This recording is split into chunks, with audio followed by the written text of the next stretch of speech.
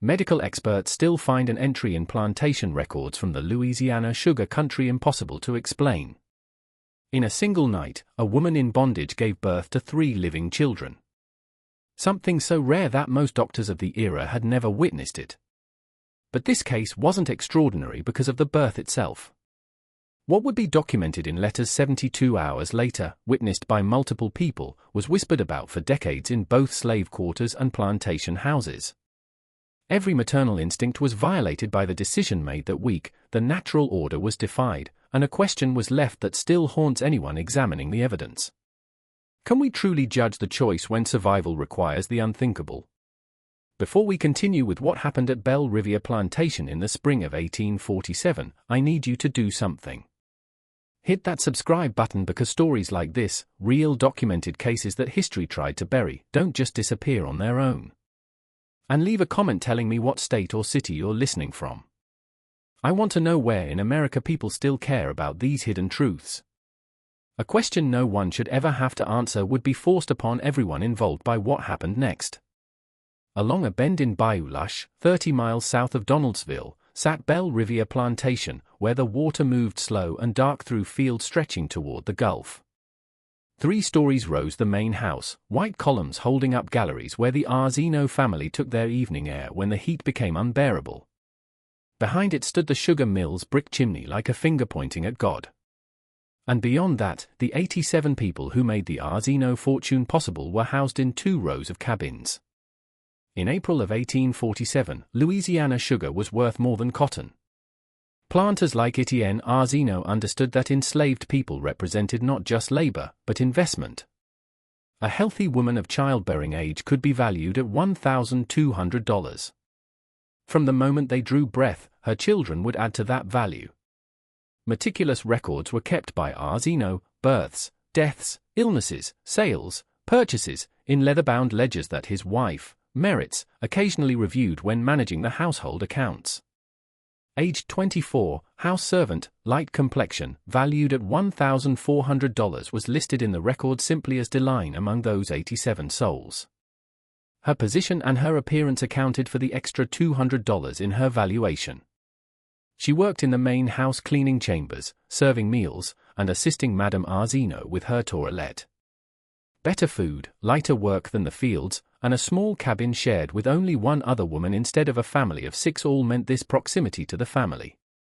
It also meant visibility. Under someone's watch, everything Deline did happened.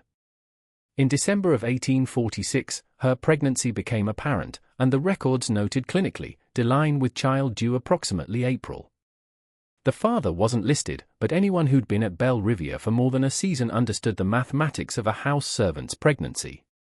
Some things didn't require documentation. Through the winter months, Deline continued her work, her belly swelling beneath the simple dresses the house servants wore. A devout Catholic who attended Mass every Sunday at St. Philomena's Church in Donaldsville, Merritt's Arzino took particular interest in the pregnancy. She'd lost 2 children to fever in their infancy and had no living sons to inherit Belle Riviere. When she looked at Deline's expanding form, she saw potential, another child born on the plantation, another piece of property, another investment in the future. "You're carrying large," she told Deline one morning in March, her hand resting briefly on the swell. "Perhaps twins.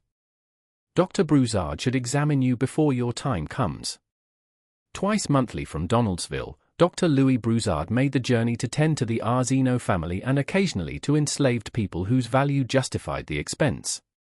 On April 3 he arrived, his medical bag worn smooth from years of house calls throughout Ascension Parish. In Deline's cabin, the examination took place. Against her abdomen, Dr. Broussard pressed his hands, his brow furrowing as he felt the movements within. With his wooden stethoscope, he listened, counting heartbeats. On the cabin's narrow porch, he found Madame Arzino waiting when he emerged. "Well?" she asked. "3, he said simply. 3 distinct heartbeats. Only twice before in my career have I seen this, and with living children, neither pregnancy ended. The chances of all 3 surviving the birth are extraordinarily slim, madam. I must be frank, the chances of even one surviving are poor, and the mother herself faces considerable danger. Through calculation visible to anyone watching, Meritz's expression shifted. If they live, they would be mulatto children. Light like their mother, almost certainly given Delaine's complexion. Such children have value, Dr. Broussard. If they survive, madam, he said, I urge you to prepare for disappointment. But at Belle Riviere, preparation took many forms. An entry was made in his ledger by Etienne Arzino that evening. April 3, 1847. Delaine expected to deliver 3 children, possibly viable if light. Assess and decide allocation per market value. The words assess and decide allocation would later become the center of everything that followed. With unseasonable warmth, April 14th arrived. Thick with moisture from the bayou, the air hung, and by late afternoon, thunderclouds built to the south, turning the sky the color of a bruise. Just after the supper dishes were cleared from the main house, Delaine's labor began. To her cabin, the other women brought her. Word was sent to the main house, and from Donaldsville, Dr. Broussard was summoned, though everyone knew he wouldn't arrive in time. A woman named Ruth, who over her 48 years had delivered dozens of babies in the quarters, took charge of the situation. In fragments, what happened over the next 7 hours would be documented, Ruth's testimony given later, notes from Dr. Broussard when he finally arrived, and a letter from Meritz to her sister in New Orleans, written a week after the birth. The labor was difficult. To the other women, Ruth later said she'd never seen anything like it, 3 children trying to enter the world at once, each one fighting against the others. Just after midnight arrived the first baby. A girl, small but breathing, her skin the color of fresh cream with the faintest amber undertone.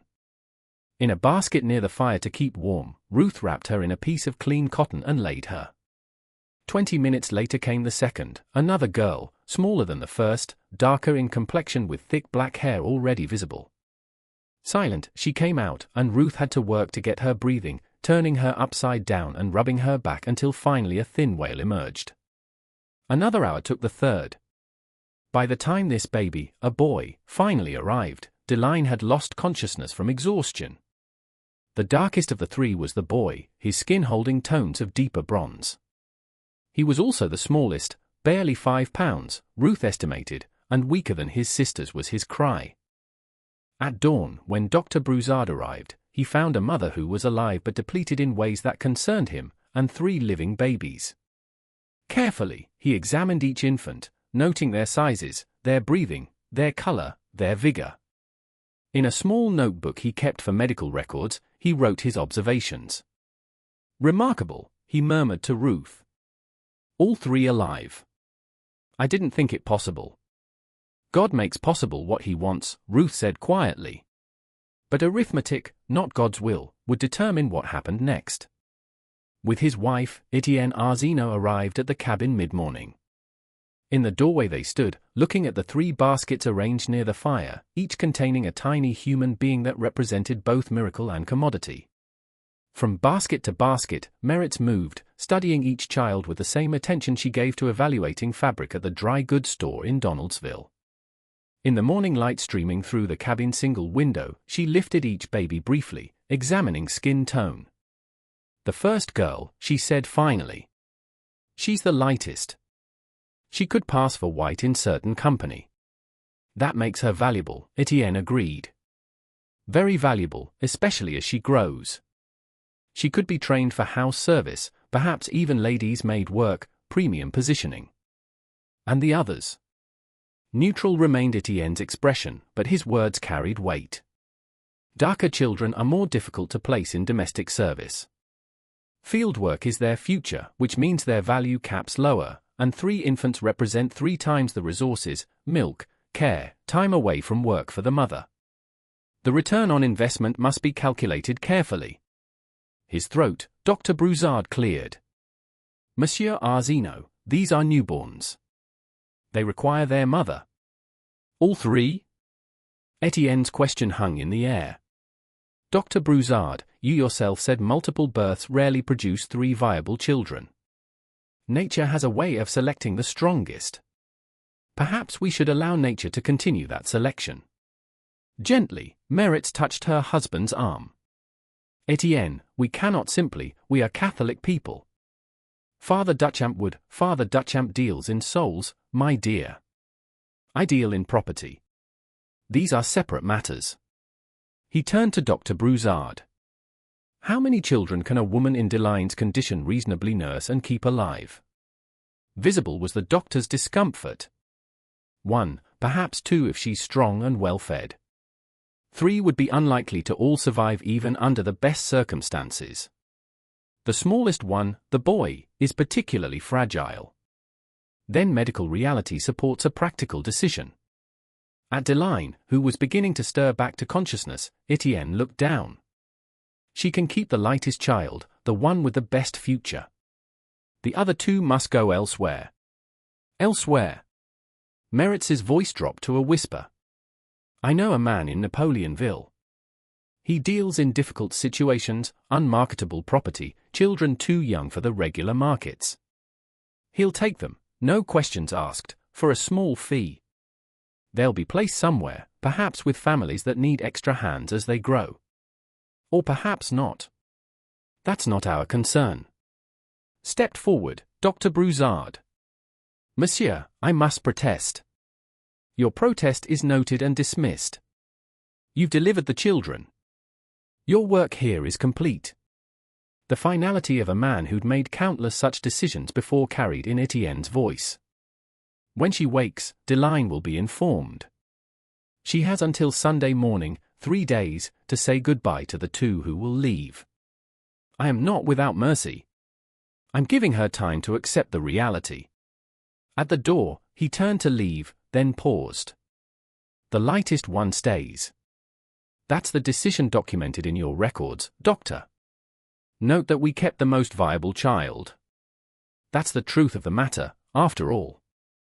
An hour later, when Delaine fully regained consciousness, Ruth had to be the one to tell her.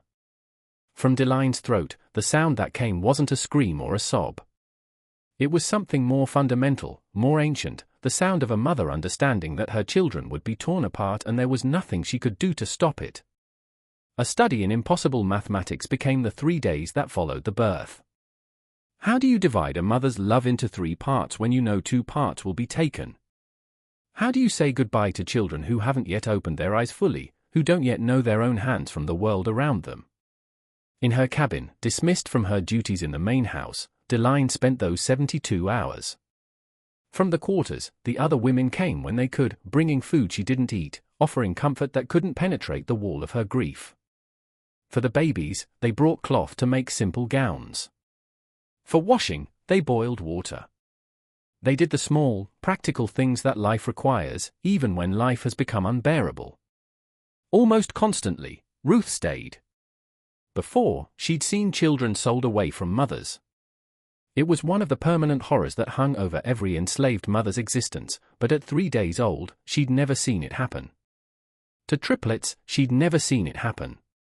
She'd never seen a mother forced to choose by proximity and care which child would live a life she could witness. While you can, you got to feed all 3, Ruth told Delaine on the 2nd day. Strong, your milk is coming in. Don't let them go hungry just because they're leaving. But that was the cruelty of it. Equally, Delaine had to care for all 3 while knowing the care was temporary for 2. That hadn't yet fully formed their features, she had to memorize faces. That might walk roads she'd never see, she had to count fingers and toes. That particular sweetness of new skin, she had to breathe in their scent and know it would fade from memory without constant reinforcement. The one who would stay, the lightest child, seemed to sense nothing wrong. Vigorously, she nursed, her tiny fists clenching and unclenching against Delaine's skin. Darker than her sister, the second daughter was fussier, struggling to latch properly, as if already protesting the future being written for her. The smallest, the quietest remained the boy, sleeping most of those 3 days, as if he'd already given up the fight. On Friday evening, to the cabin came Merit's Arzino.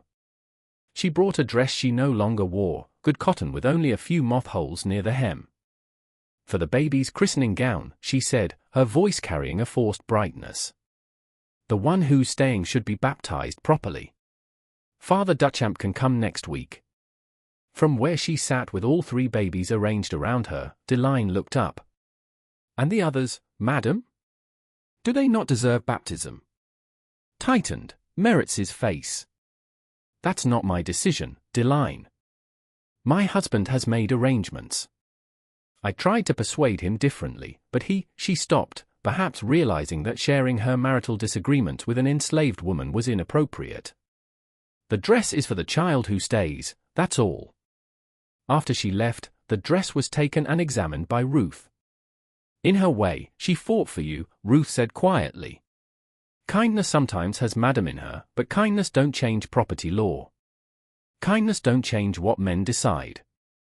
Heavy and relentless, Saturday brought rain, turning the paths between the cabins into rivers of red mud.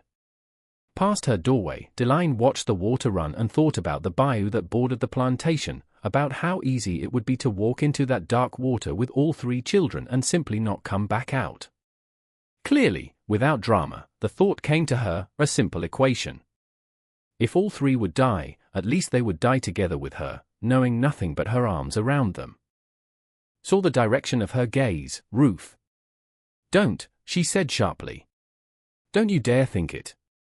One baby who needs you to live, you got. 1 out of 3 is better than none out of 3. You hear me?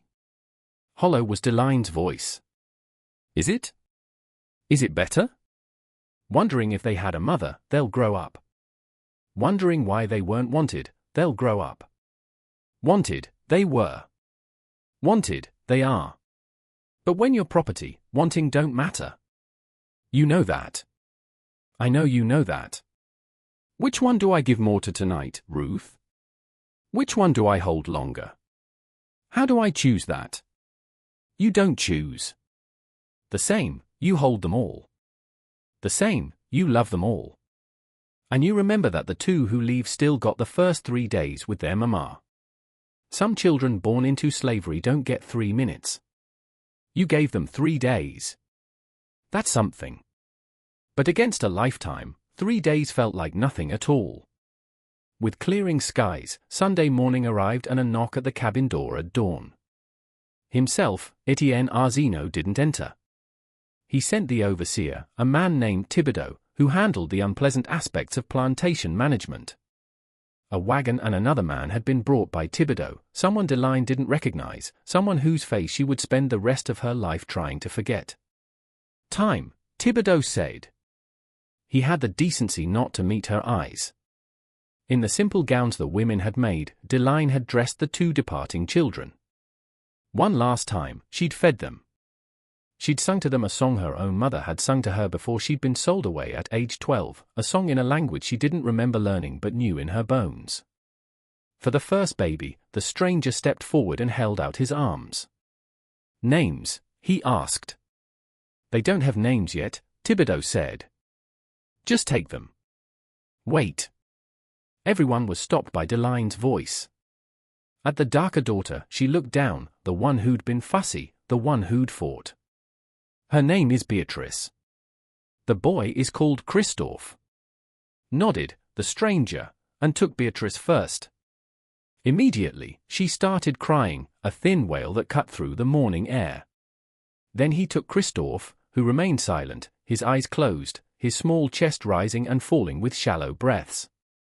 Against her chest so tightly, Deline held the remaining child that Ruth had to touch her arm gently. Careful, baby. You'll hurt her.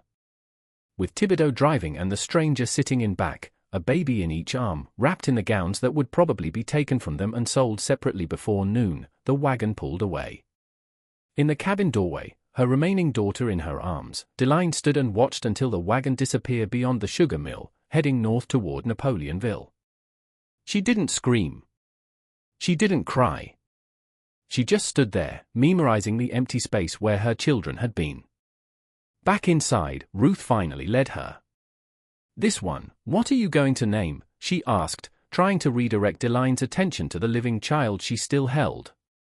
At the lightest baby, the one chosen for survival because her skin color promised better market value, because her potential as a house servant outweighed her siblings' futures in the fields, Deline looked down. This child, who'd been selected by nothing more than the accident of her complexion, the luck of genetics that put slightly less melanin in her skin. Finally, Deline said, "Clementine. Her name is Clementine. That's a beautiful name. It means mercy." Flat was Deline's voice. "It's a lie, but it's her name." On absence, a routine was created by the weeks that followed the separation. After 2 weeks, Deline returned to work in the main house. In a sling while she performed her duties, Clementine was strapped to her back. This arrangement was permitted by Merritt because it kept the child visible, kept her growing accustomed to the rhythms of the household where she would one day serve. But something in Deline had calcified. The other house servants noticed it, the way she moved through her work with mechanical efficiency, but no warmth, no small conversations, no songs hummed while polishing silver or sweeping floors. She fed Clementine, changed her, kept her clean and healthy. But there was a quality of going through motions, of performing motherhood rather than inhabiting it. "The way a mother should, she don't talk to that baby," one of the other women said to Ruth in May when Clementine was 6 weeks old. "She takes care of her needs, but she don't seem to love her." "Understood, Ruth." Part of her went away in that wagon. When you lose 2 children, the third one is a reminder of what's gone. Every time she looks at Clementine, she sees Beatrice and Christophe. That's a hard weight for any woman to carry. But there was more to it than grief. During the long hours of housework, there was a question that Deline turned over in her mind, a question that had no answer, but demanded asking anyway. What had happened to them? The stranger who'd taken them hadn't given a name. Where they'd gone, Thibodeau claimed not to know. In a 20-mile radius, Napoleonville could mean anywhere. Could mean they'd been passed to someone else who took them further. Could mean they'd been sold to a family that wouldn't keep them together. Could mean they died within days and been buried in unmarked graves. Its own form of torture was not knowing. In June, something that could have gotten her severely punished was done by Deline. Directly, she asked Etienne Arzino what had become of her other children. From the ledger where he was recording sugar production figures, he looked up. For their value, they were placed appropriately. That's all you need to know. Are they alive? That's not your concern, Deline. A healthy daughter to raise, you have. Focus on her. Focus on your work. Inappropriate are these questions. I'm their mother. Property asking about property, you are. Over is the discussion. But in Deline's mind, the discussion wasn't over. She began to notice things, the way Merritt avoided looking at Clementine directly, the way Dr. Broussard on his monthly visits would ask about the baby's health but never mentioned the other 2, the way the whole household moved around the subject like mourners avoiding a fresh grave. In July, something changed. From a neighboring plantation, a woman arrived at Belle Riviere delivering preserves that Madame Arzino had requested. Ters was her name, and she worked in the kitchen of the Boudreau plantation 15 miles upriver. During her brief visit, while waiting for Madame Arzino to inspect the preserves and provide payment, she stood in the main house kitchen with Deline and the other servants. On Clementine, now 3 months old and growing into her features, her eyes fell. "A light baby you got there," Ters said. "She the only one?" Sharply, something in her tone made Deline look up. "Why do you ask?" Toward the door to make sure they were alone, Ters glanced. "Because there's talk along the bayou. People talk about a man from Napoleonville who had twin babies for sale back in April. Dark infants, said they came from Belle Riviere. Said they were born 3 at once and the lightest one was kept." Stopped, Deline's heart. Twins? There were 3. According to what I heard, he only had 2. A girl and a boy. Somebody bought them together, which is unusual. Usually they separate siblings young because it's more profit that way. But these went together to a family up north of Thibodeau. What family? The name, I don't know, but I know someone who might. If you ever get to Napoleonville, there's a free woman of color named Josephine LeBlanc who runs a boarding house. She knows everyone, here's everything. If anyone knows where those babies went, it's her. Before Deline could ask more questions, Merritt's entered the kitchen and the conversation ended. But in Deline's mind, the information burned like a coal that wouldn't extinguish. 2 babies sold together to a family north of Thibodeau. Beatrice and Christophe might be alive, might be together, might be only 25 miles away, a distance that might as well have been the moon for an enslaved woman with no freedom of movement. That night, with Clementine sleeping beside her, Deline lay in her cabin. In the dim firelight, she looked at her daughter's face and felt the full weight of the impossible situation. If she tried to find her other children, she would be caught and punished, possibly sold herself, which would separate Clementine from her mother the same way Beatrice and Christophe had been separated. If she did nothing, she would spend the rest of her life wondering if they were alive, if they remembered her smell, her voice, the 3 days they'd spent in her arms. That night, she made a decision. It would take time. It would require careful planning. But she would find out what had happened to her children, even if it took years, even if it cost her everything.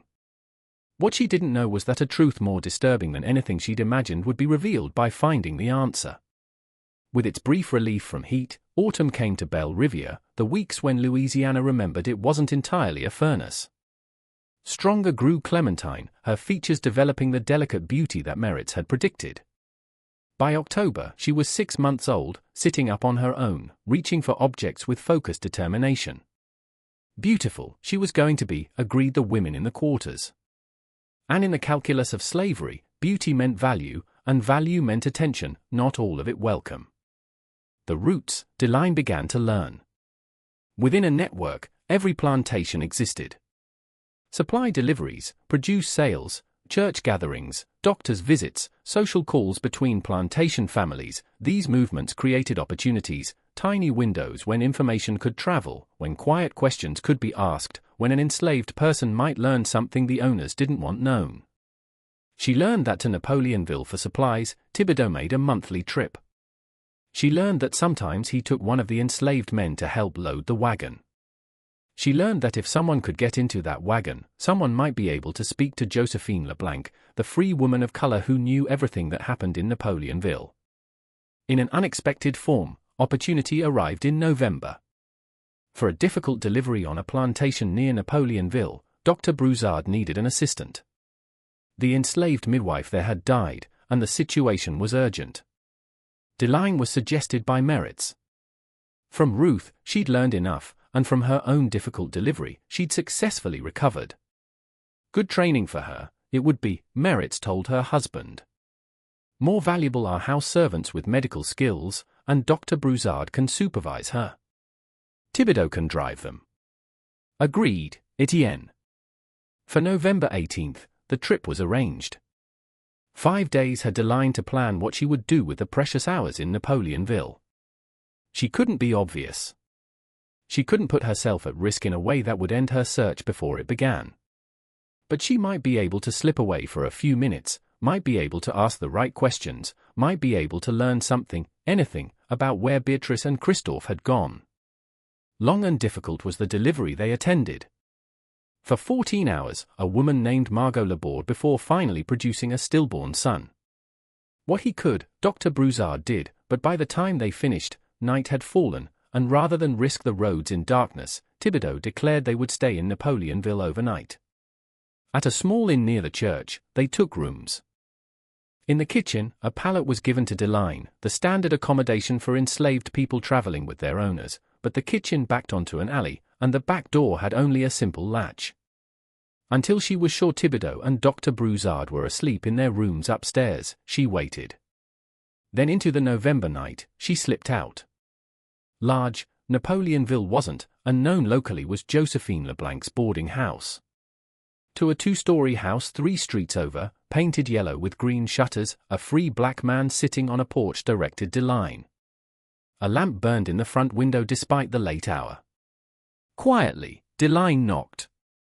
After a moment, a woman opened the door, tall, elegant, her hair wrapped in a silk tignon, her dress marking her as someone of means. This was Josephine LeBlanc. "I don't have rooms available," Josephine began, but interrupted, "Deline. For a room, I'm not looking. About 2 babies sold here in April, I'm looking for information." A girl and a boy, dark complexion, born at Belle Riviere Plantation. I'm their mother. From business to something more complex, recognition, perhaps, or sympathy, shifted Josephine's expression. Aside, she stepped. Quickly, come in. Well was the parlor furnished, with chairs that matched and curtains that didn't have patches. For Deline to sit, Josephine gestured, then took a chair opposite. I remember, Josephine said. Everyone in Napoleonville remembers. Unusual, it was. Triplets, and the lightest one kept. The man who brought the other two was named Monsieur Gaspar. Problematic property, he deals in infants too young for field work, children with defects, elderly slaves no longer profitable. Solutions, he finds. Where did they go? To a family named Heber up near Thibodeau. A small farm, they own, grow tobacco mostly. Children who could work in a few years, they needed. And together, both babies they were willing to take because it was cheaper than buying one older child. $30 for the pair. That's what I heard, $30.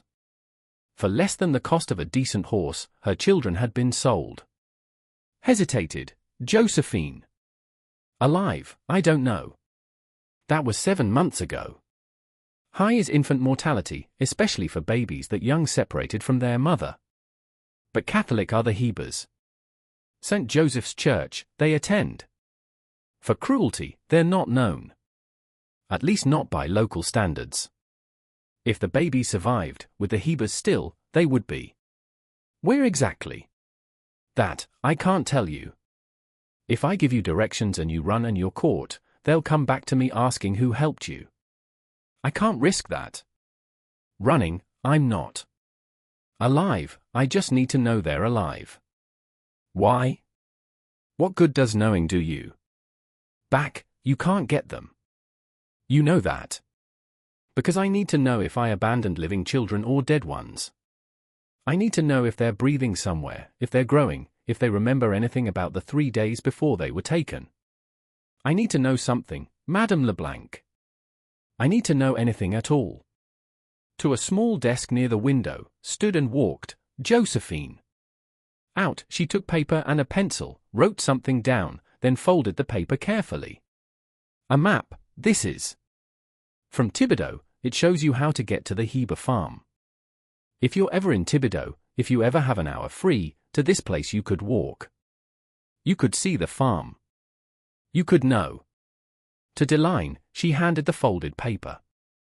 But to you, I never gave this. If anyone asks, here, you never came. You understand. I understand. And Deline, if you find them alive, don't try to take them. They'll hunt you down and they'll kill you, and your children will end up scattered to 3 different plantations, none with their mother. Sometimes knowing is all we get. It's not enough, but it's all there is. From the boarding house with the folded map hidden in her dress, Deline left. Back to the inn before dawn, she made it, slipped back onto her pallet in the kitchen, and lay there, watching the ceiling lighten with morning, her heart pounding with the weight of what she now knew. Beatrice and Christophe might be alive. They were 25 miles away. The distance was impossible and might as well have been nothing at all. In March of 1848, a full 11 months after the triplets' birth, came the opportunity to get to Thibodeau.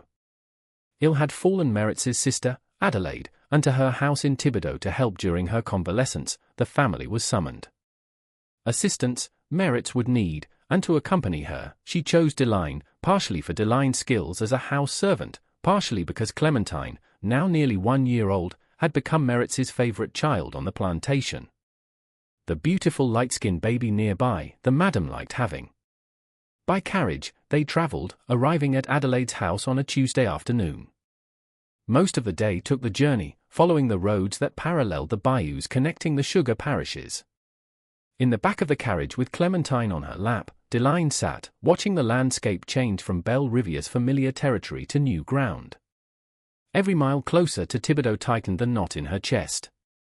In the small cloth bag she carried, the folded map remained hidden, touched so many times over the past months that the creases had begun to wear thin. In town surrounded by neighbours and commerce, very different from the isolation of Belle Riviere, sat Adelaide's house. A modest two-story structure it was, with a gallery that wrapped around the second floor, close enough to the church that the bells could be heard clearly throughout the day. More movement, more people, more potential for the kind of brief invisibility Deline would need meant this proximity to town life. Her duties would keep her busy. A persistent fever that left her weak and bedridden, Adelaide's illness required constant attention. Meals, Deline would prepare, change linens, assist with bathing, and manage the small household tasks that Adelaide's regular servant couldn't handle alone. As she always did, Merritt's would supervise, but to Deline's hands fell the work itself. Careful, she had to be. Invisible, she had to be, but she had to try. In a blur of activity, the first 2 days passed. The rhythms of Adelaide's household, the routines that would govern her time, were learned by Deline. She noted when Merritt's took her afternoon rest, when the other servants were occupied with their own tasks, when the streets outside were busiest, and a black woman walking with purpose might blend into the normal flow of town life. On the third day of their stay, to the apothecary with a list of medicines needed for Adelaide, Merritt sent Deline.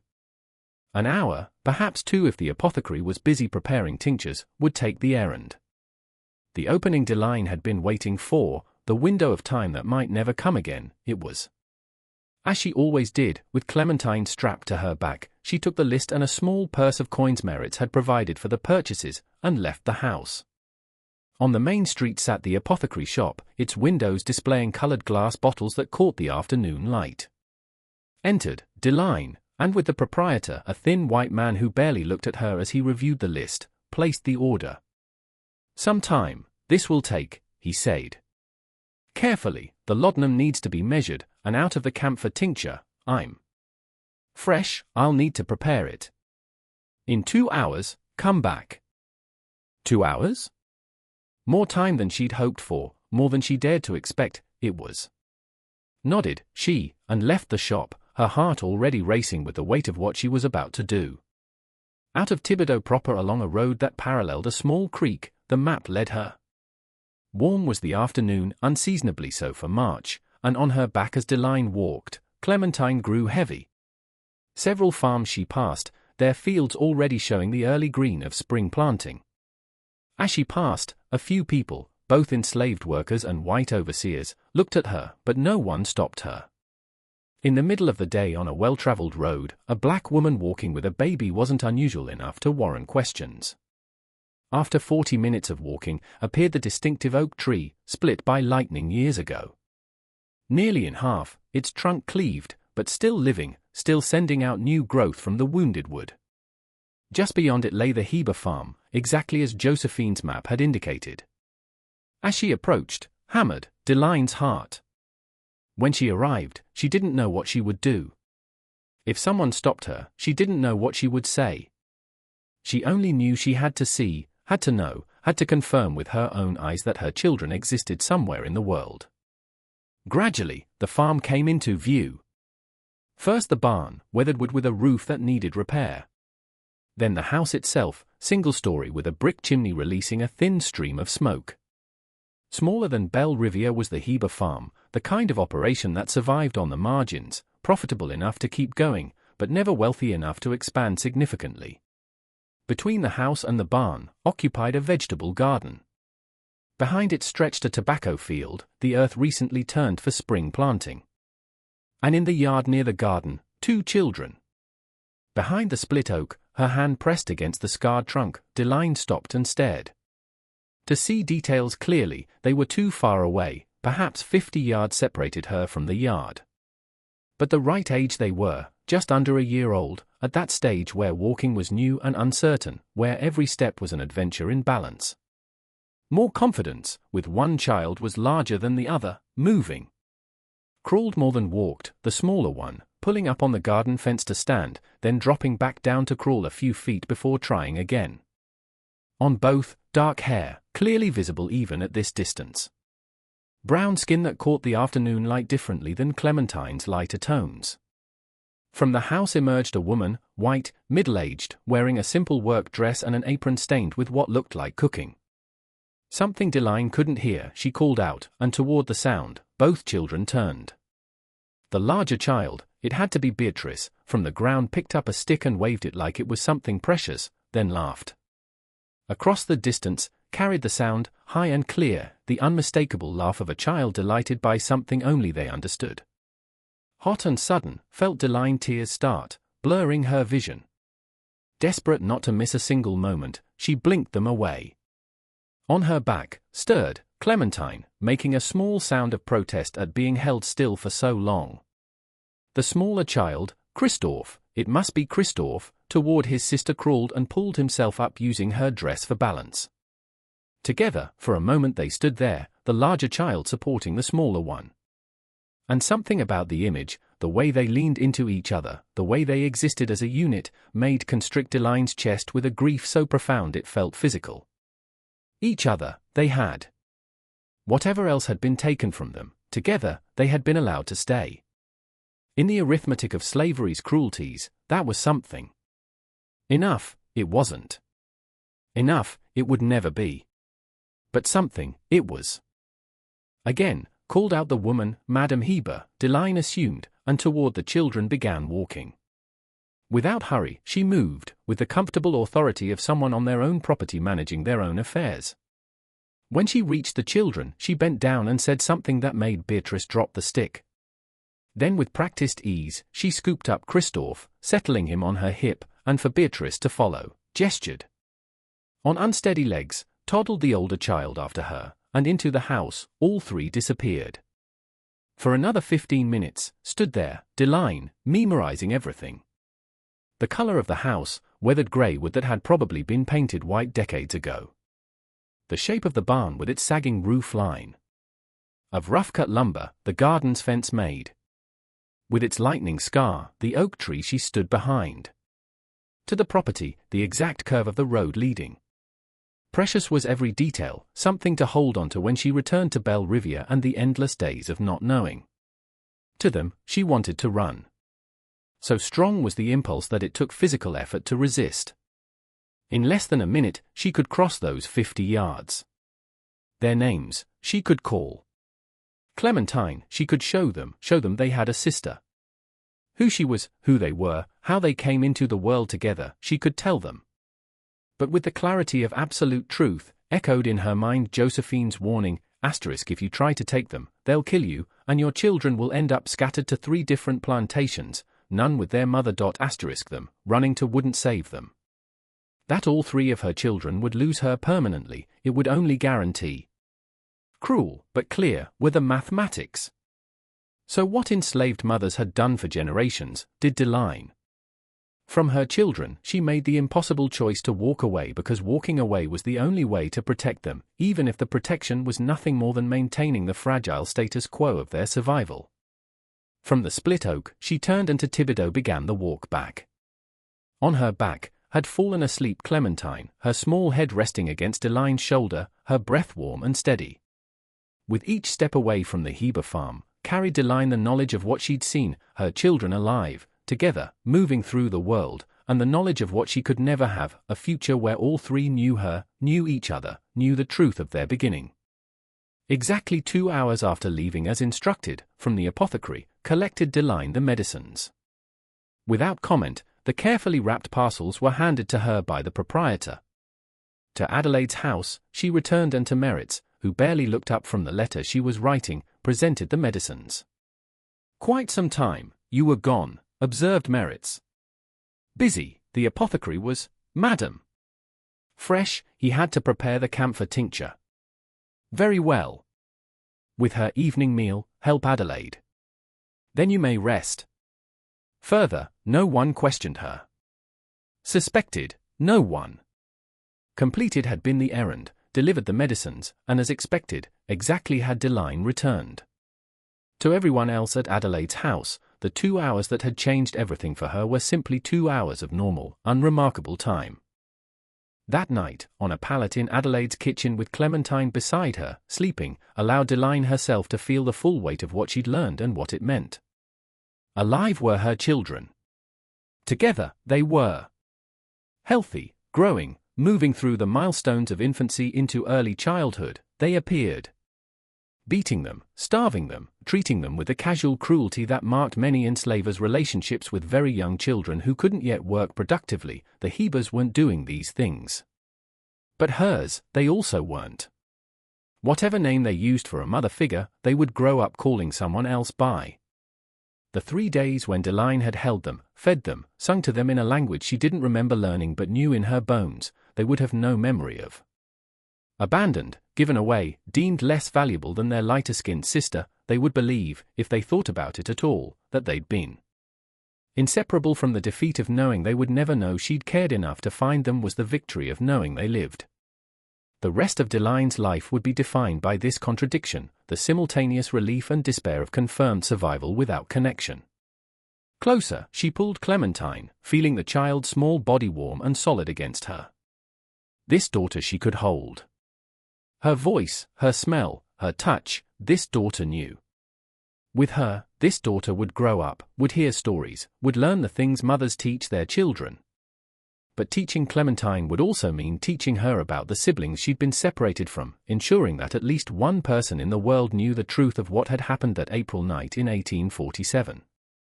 Carried by someone, the story would have to live somewhere, or it would disappear entirely, as if those 3 babies had never been born together, as if the decision to separate them had been natural rather than the calculated application of property values to human flesh. That night, a decision was made by Deline that would shape everything that followed. When the child was old enough to understand, she would tell Clementine the truth. Spoken aloud, remembered, kept alive in the world, she would make sure that the names Beatrice and Christophe were, even if the people bearing those names never knew they'd been given them. Justice, it wasn't. Reunion, it wasn't. The ending that any mother would choose, it wasn't. But the only form of resistance available to her, it was the refusal to let her children's existence be erased by the system that had scattered them. With Clementine and Meritz for days later, returned Deline to Belle Riviere, and in the way that life continues in places where human beings are property, life continued. With their predictable rhythms, turned the seasons. Through the summer, grew tall and green the sugarcane, was cut in the fall, processed in the winter. Prospered, the Arzino family, their ledgers showing steady profits from the labor of the people they owned. In the quarters, children were born, and some died, and to plantations further west or south, others were sold away. In the spring of 1849, flooded its banks the Mississippi River, and to the water's temporary reclamation, lost Belle Riviere a portion of its lowest fields. Through all of this, with the same mechanical efficiency that had characterized her work since the separation, performed Deline her duties.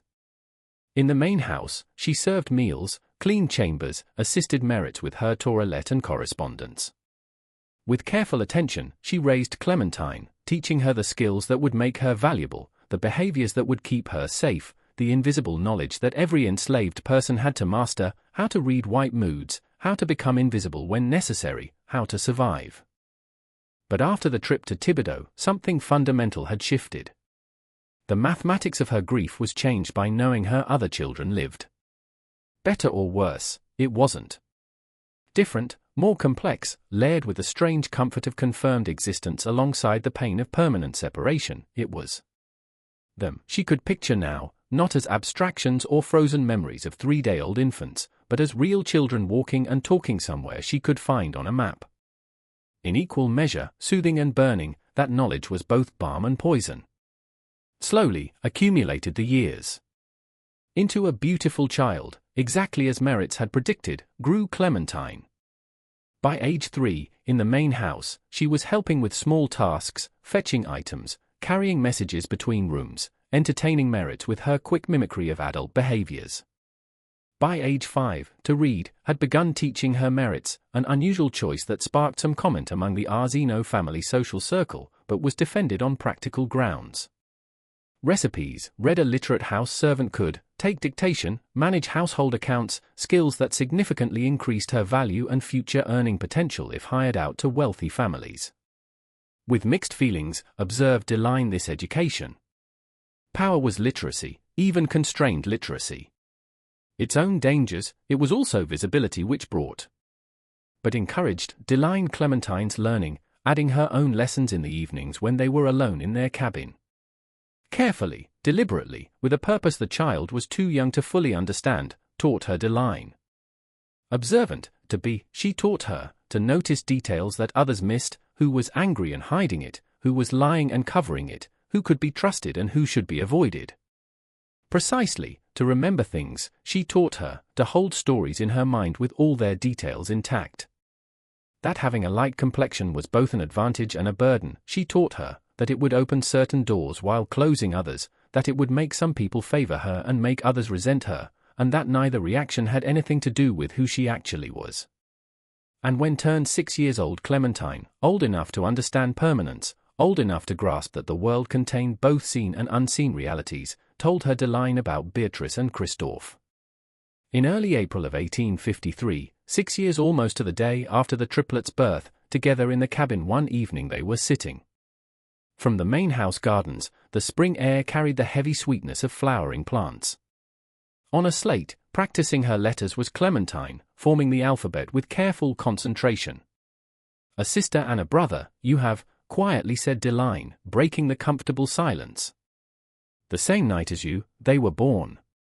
From you, different they look, darker skin, different features, but your blood, your family, there. On a farm near Thibodeau with people named Heber, they live." Mid-letter, stopped Clementine's hand. Up, she looked, her light brown eyes wide with confusion.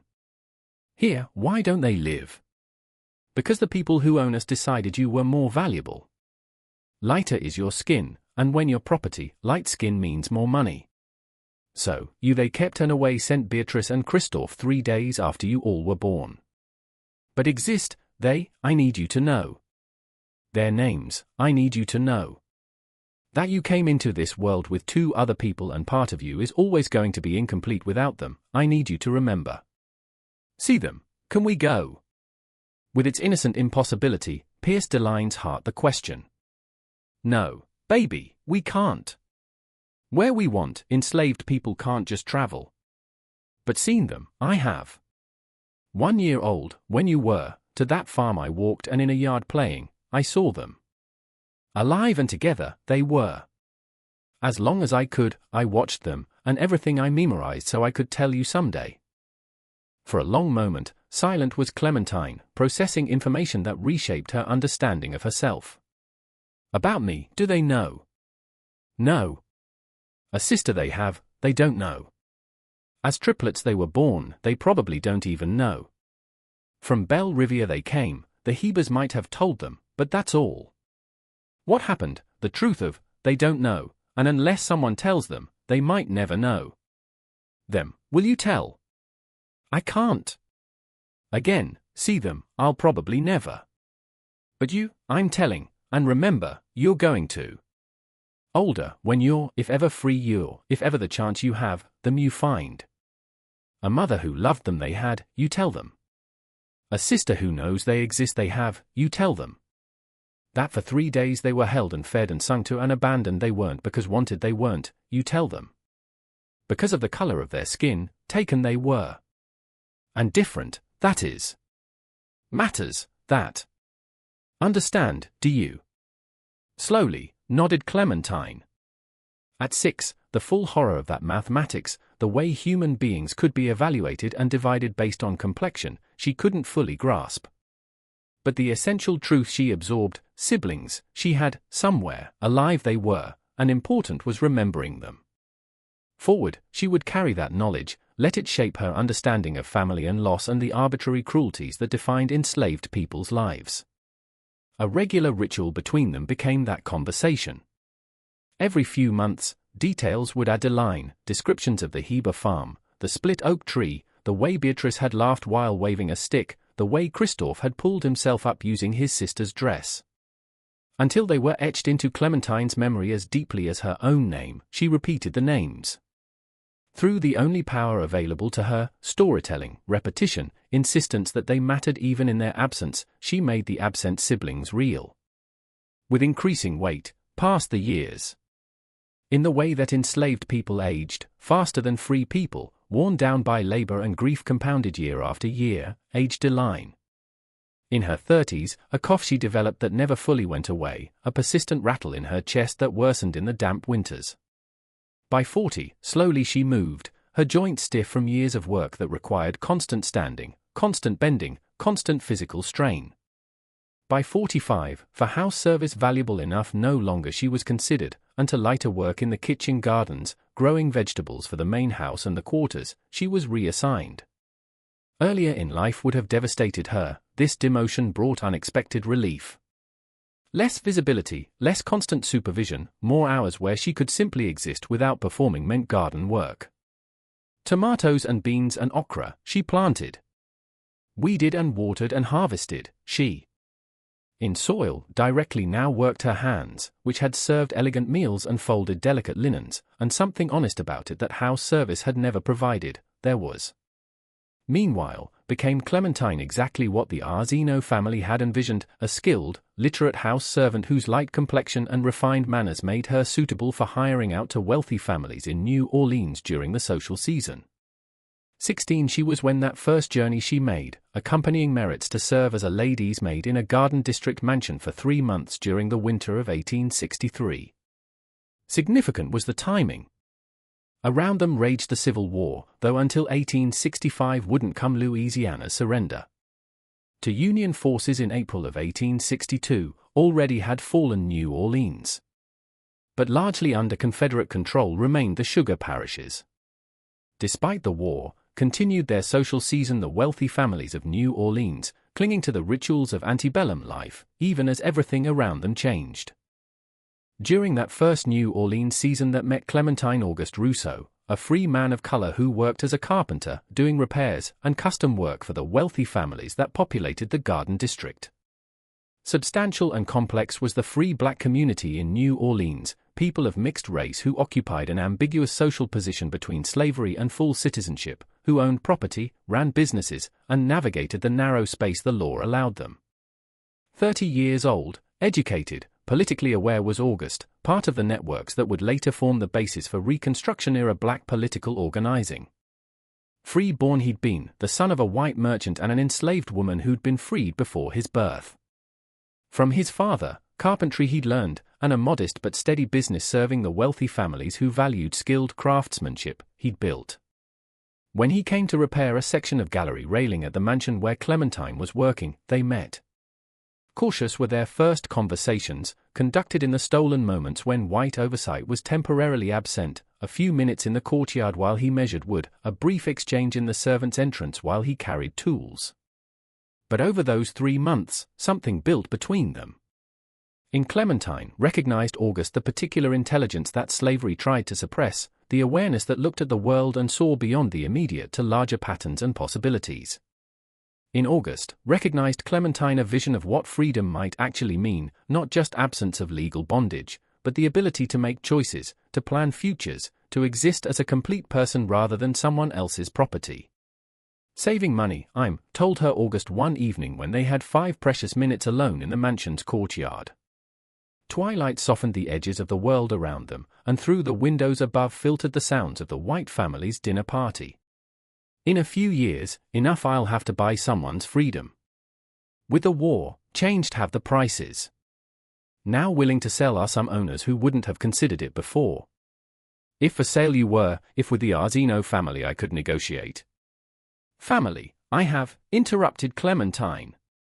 For this conversation, she'd been waiting, had known it was coming since their 3rd or 4th meeting when his interest had become clear. At Belle Riviere, still is my mother, and 2 siblings I've never met. I have a sister and a brother living on a farm near Thibodeau. If ever free I'm, just myself I can't save. The story, she told him, the triplets, the separation, the 3 days before Beatrice and Christophe were taken, the walk to the Heber farm when all 3 babies were 11 months old. With the expression of someone hearing a story that was simultaneously unique in its specific details and utterly common in its essential truth, listened Auguste. A version of this story had every enslaved person. By the mathematics of property value, by the casual cruelties that reduced human relationships to economic calculations, every family had been broken. If you I help, slowly said Auguste, his voice careful with the weight of the promise he was considering, if a way I find to learn about those children, to discover if still at that farm there, if still alive there, to know would you want? Even if painful is the answer? Yes. Any truth could be, worse is not knowing. His promise, kept August, though longer than either of them anticipated, it took. Everything complicated: the war, travel restrictions, documentation requirements, the general chaos of a social system collapsing. But throughout southern Louisiana, connections had August, networks built through years of business relationships, and the invisible community of free black people who maintained contact across parish boundaries. Over the next 2 years, careful inquiries he made. To other free people of color who had connections to Thibodaux, he talked. With enslaved people who traveled with their owners, gathering fragments of information, he spoke. Through dozens of small conversations, he pieced together the story, building a picture from scattered details. In early 1865, just months before the war's end, with news came August to Clementine. "Christophe is dead," quietly he said. "For, when he was, died he. Fever took him. But alive is Beatrice. At the Heber farm still, she's 21 years old, she's sold away, never been. Wealthy enough aren't the Hebers to sell property they've had since infancy. Too much need they the labor." By then, 41 was Clementine's mother, her cough chronic, her body worn down. What August had learned, when told her Clementine, wept for the first time since the separation line. For Christophe, who she'd carried and birthed and held for 3 days and would never know beyond that, she wept. And for Beatrice, who was alive and grown and had lived an entire life as a stranger, she wept. "Something, me you promise I want," when the tears stopped, said Deline. "Gone, when I'm, if ever free you get, her you find. Everything, you tell her. A brother and a mother and a sister she had, you tell her. What happened, the truth of, you tell her. Thinking she was abandoned for no reason, her life spend, you don't let her. Me, promise. Promise, I, Mama." In early 1864, died Deline, her lungs finally giving out after years of progressive illness. In the small cemetery behind the slave quarters at Belle Riviere, buried she was, her grave marked only by a wooden cross that would rot away within a decade. In 1865, ended the Civil War. By the 13th Amendment, freed were the enslaved people at Belle Riviere, though with its own complications came freedom: no land, no resources, no education, no protection from the violence that erupted across the South during Reconstruction. Initially at Belle Riviere stayed Clementine because nowhere else to go she had. But in 1866, married she August, who to Louisiana specifically to find her had come. To New Orleans, moved they, where a modest living provided August's carpentry business. 3 more years took Clementine to save enough money to make the trip to Thibodaux. In 1869 went she, now 24 years old, with August accompanying her for safety. Exactly where Josephine Leblanc's map had indicated all those years ago, found they the Heber farm. Still there was Beatrice. 26 years old, she was working as a sharecropper on the same land where she'd been enslaved as a child. Legally no longer owned her the Hebers, but sharecropping contracts and debt bound her almost as effectively as slavery had. In the field where she was working, approached her Clementine, August standing a respectful distance back. "Beatrice, are you?" asked Clementine. Up looked the woman, suspicion immediate in her eyes. Asking, "Whose?" "Clementine, my name is." April 14, 1847, at Belle Riviere Plantation in Ascension Parish, born I was. That night born, of 3 children I was one. Another, you were, I think. Slowly, straightened Beatrice. Taller than Clementine she was, darker-skinned, her features different but with something familiar in the shape of her eyes, the line of her jaw. A sister who was kept at the plantation, told I had. Lighter skin, they said, that's why stayed she and sold we were. True, that is. But our mother's choice, it wasn't. Forced, she was, and what happened to you and your brother, find out trying the rest of her life she spent. For, when we were, died Christophe. No, sorry, I am. In the tobacco field looking at each other, stood they. Two women who shared blood and birth, but nothing else, not memories, not experiences, not the 1,000 small moments that make siblings into family. Deline was our mother's name, said Clementine. 5 years ago, died she, but before she died, me promise she made to find you and the truth to tell you. Because wanted you weren't, abandoned you weren't. Because of your skin color, taken you were. Beatrice, you she named. Christophe, your brother she named. For 3 days, you she held and fed and sang to. And from Thibodeau all the way to this farm when 11 months old you were, walked she just to see if alive you were. Over there behind that oak tree, stood she and in the yard with Christophe playing, watched she you. You, forgot she never. One day of her life, not 4. With tears, filled Beatrice's eyes. Remember I don't. No, I. But now exist she did, you know, and you she loved, you know, and that the 3 days you had with her, everything she could she gave you, you know. For an hour there in the field, talked they, filling in the gaps of 26 years. Interest in leaving the Heber farm had no Beatrice. The only home she remembered it was, and then many slave owners, kinda had been Madame Heber, which a low bar was but for something counted.